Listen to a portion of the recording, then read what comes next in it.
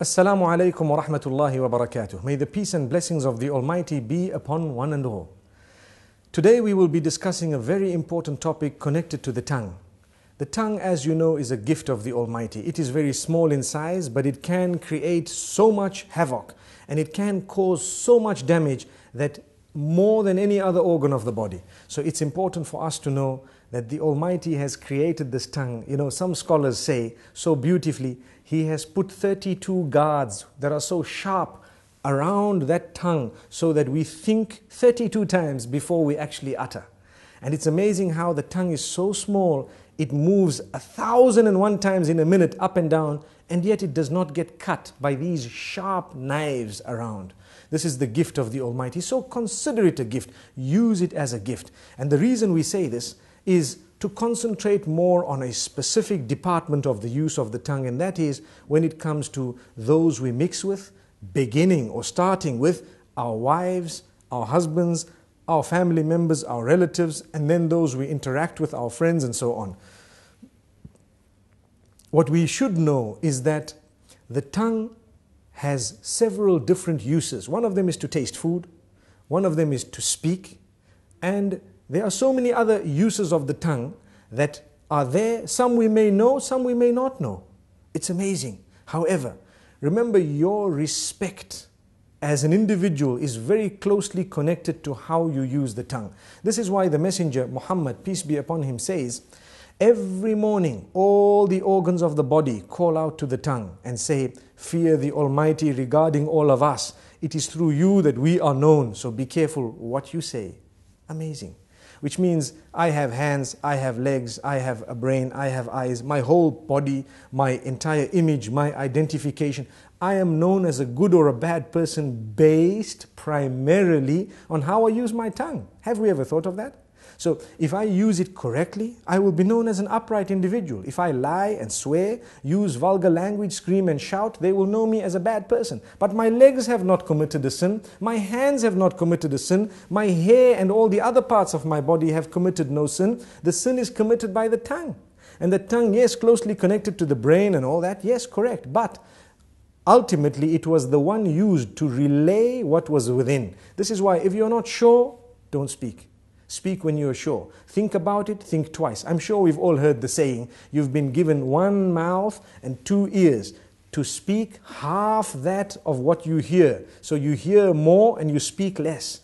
Sadly, a lot of us love to speak. And we just want to say anything and everything, no matter how it sounds. Not realizing, did you know, it is an act of worship to think before you speak. You're actually rewarded, an act of worship. The Almighty becomes pleased with us when we think before we speak. And not just think, but think of how many different ways there are for me to portray or to say what I have in my heart, to convey that message. If I've got 5 different ways of wording it, I need to select the best, most effective, most beautiful manner, and then I will speak.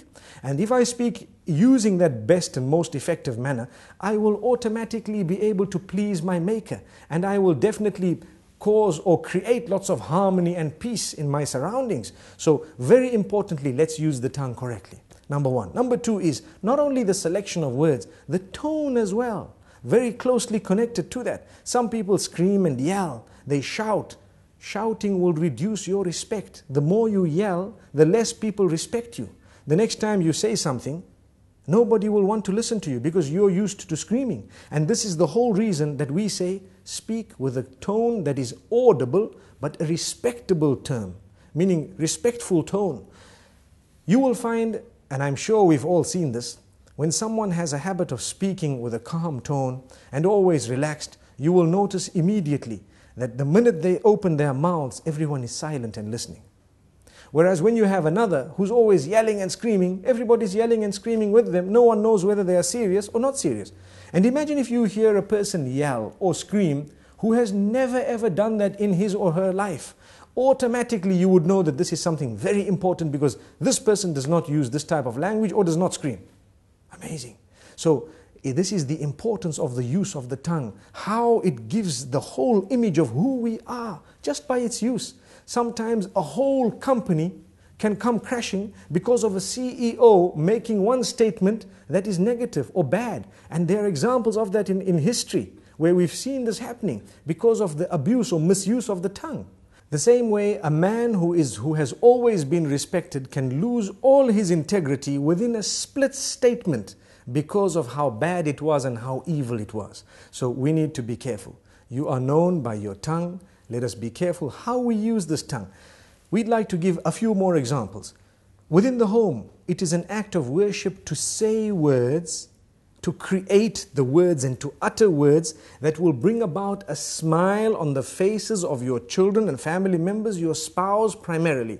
Did you know that it is actually an act of worship to come home and utter words of goodness, sweet words, beautiful words, make people feel appreciated, make them feel wanted, make them feel the bond? And it is the tongue that makes us really connect to one another. And this is why we say it is an act of worship. So many people do not realize it's a charity to say a good word. A good word is a beautiful charity. We come home, we're silent.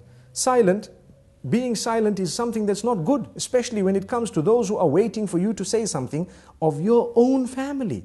A good word.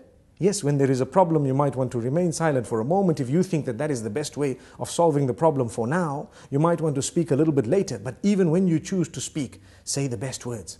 This is from the messenger, may peace be upon him. And we always tell people charity begins at home. Sometimes we are very careful of our tongues outside the door. Whereas when it comes to in the home, those who work for us, those who live with us, those who are the closest to us in terms of family and so on, they are so worried of us opening our mouths because every other word is a swear word. Every other word is a lie. Every other word is a word which is derogatory, defaming, which is disrespectful, which causes hurt and harm. Why should we do that?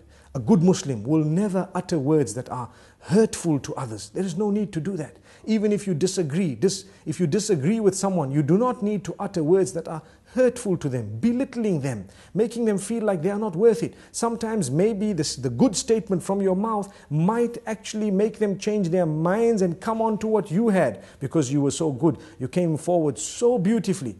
This is the religion. This is what we have been taught. Now let's ask ourselves, do we as Muslims really follow these teachings? We call ourselves Muslims.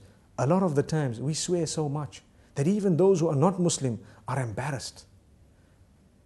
And it gives the wrong image of the teachings of the beloved messenger. May peace be upon him. And may the peace be upon all the other messengers. We shouldn't be doing this because we have the responsibility of portraying the correct image of the teachings of the Almighty. And these teachings primarily begin with a good tongue.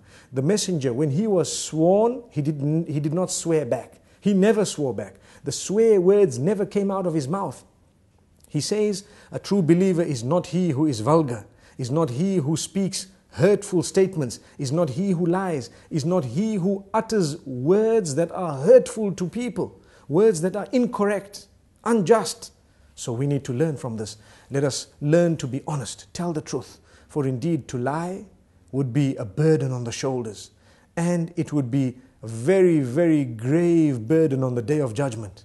We should not be lying. We should not be hurting people's feelings. I hope I've said a little bit to motivate people to use their tongues in a better way, starting with myself and then everyone else. Remember, choose the best words, choose the best expressions, for indeed to do that is a great act of worship. Until we meet again, Assalamu alaikum wa rahmatullahi wa barakatuh.